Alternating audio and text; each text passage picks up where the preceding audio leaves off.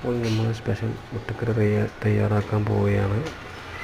ഇതിനായി 2 തക്കാളിയും 2 വലിയ ഉള്ളിയും കട്ട് ചെയ്ത് വെക്കുക. അല്പം മുളകും എടുക്കുക. ശേഷം കുക്കറിൽ എണ്ണ പാരുക. കട്ട് ചെയ്ത് വെച്ച വലിയ ഉള്ളി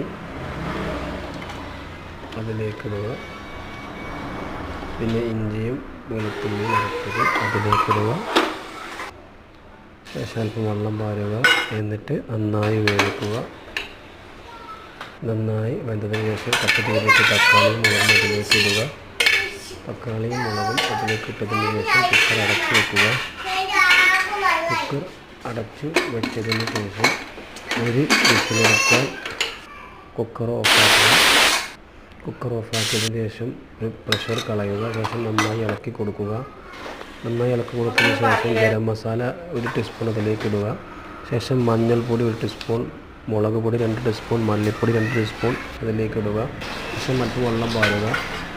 വെള്ളം പാർന്നതിന് ശേഷം നന്നായി ഇളക്കി കൊടുക്കുക. നന്നായി ഇളക്കി കൊടുത്തതിന് ശേഷം അല്പം ഉപ്പും കൂടി ഇടുക. ഉപ്പിടാൻ മറന്നു പോയതാണ്. ശേഷം നന്നായി ഇളക്കി കൊടുക്കുക.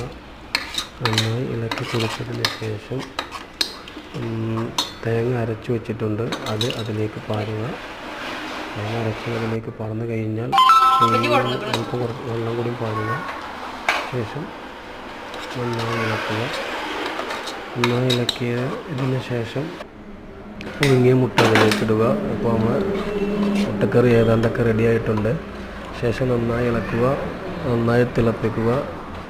ടേസ്റ്റ് കൂടാൻ വേണ്ടി ചെറിയ ഉള്ളി അരിഞ്ഞതും കറിവേപ്പിലയും തൂമിച്ച് അതിലേക്ക് പാരുക. നമ്മൾ മുട്ടക്കറി റെഡിയായി എല്ലാവർക്കും ഇഷ്ടമായി വിചാരിക്കുന്നു.